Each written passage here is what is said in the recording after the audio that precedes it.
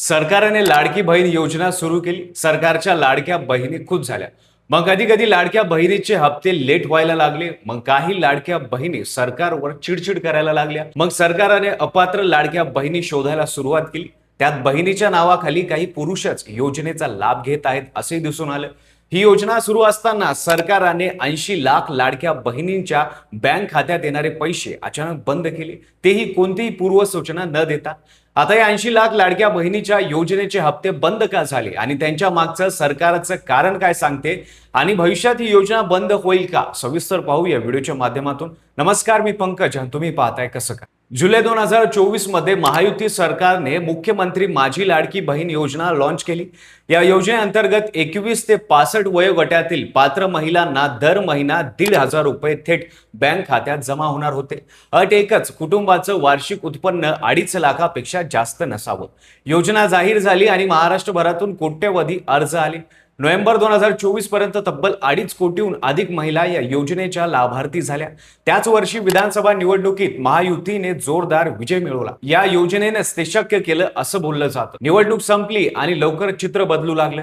April 2025 मध्ये सरकारने e-KYC प्रक्रिया अनिवार्य केली. योजना सुरू करताना स्वयंघोषणेवर अर्ज स्वीकारले गेले होते. पडताळणीनंतर होणार असं ठरवलं होतं. त्यानुसार 8 महिन्याची खिडकी उघडी ठेवण्यात आली होती. दोनदा मुदतवाढ देण्यात आली. एप्रिल 2026 पर्यंत ई-केवायसी पूर्ण न केलेल्या लाभार्थ्यांचे हप्ते थांबवण्यात आले. सरकारी आकडेनुसार 50 ते 55 लाख महिलांनी ई-केवायसी प्रक्रियेचं पूर्ण केली नाही. त्यांचे हप्ते बंद झाले. इतकंच नाही तर डेटाबेस पडताळणीत आणखी धक्कादायक माहिती समोर आली. तब्बल 14,000हून अधिक पुरुषांनी महिलांच्या नावाने अर्ज करून या योजनेचा लाभ घेतला होता. जवळपास 5 लाख सरकारी कर्मचारी लाभार्थीच्या यादीत होते. 10 लाख महिला इन्कम टॅक्स भरणाऱ्या निघाल्या. 4 ते 5 लाख महिलांच्या घरी 4चाकी वाहन होतं. या सगळ्यांना योजनेच्या निकषानुसार अपात्र ठरवण्यात आलं. याशिवाय आधार कार्ड आणि बँक खात्यातील नाव तफावत असणाऱ्या, वयोमर्यादा न पूर्ण करणाऱ्या आणि दुसऱ्या सरकारी योजनांचा लाभ घेणाऱ्या महिलांनाही अपात्र ठरवण्यात आलं. एकूण आकडा पोहोचला 80 लाख पर्यंत. गावागावातल्या महिलांना अचानक कळालं की त्यांचं नाव यादीतून गेलंय. पण गावाकडच्या परिस्थितीचा विचार केला तर दुसरी बाजू तितकीच महत्वाची आहे. अनेक ठिकाणी इंटरनेट कनेक्टिव्हिटी नव्हती. ई-केवायसी कशी करायची हे महिलांना कुणी नीट सांगितलंच नव्हतं.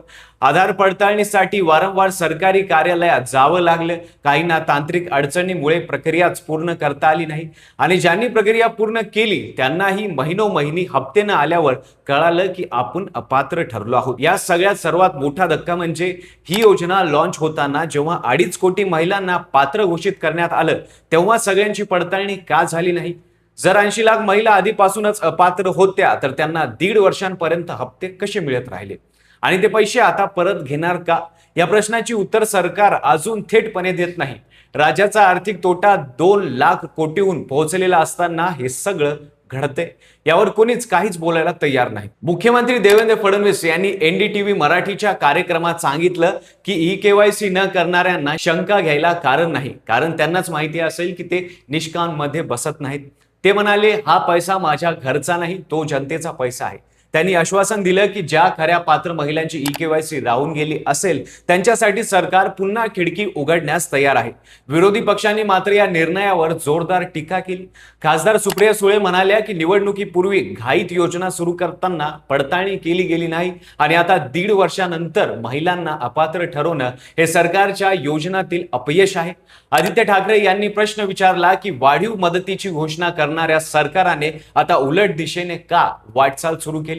काँग्रेसचे विजय वडेट्टीवार म्हणाले की महिलांच्या मतांचा लाभ घेतल्यानंतर त्यांच्याकडे दुर्लक्ष केलं जाते, याचे राजकीय परिणाम भविष्यात दिसतील. तर एका बाजूला सरकार म्हणते की पारदर्शकता आहे, जनतेच्या पैशाची बचत आहे. दुसऱ्या बाजूला लाखो महिला म्हणताय आम्हाला आधीच पात्र सांगितलं होतं, मग आता का काढलं.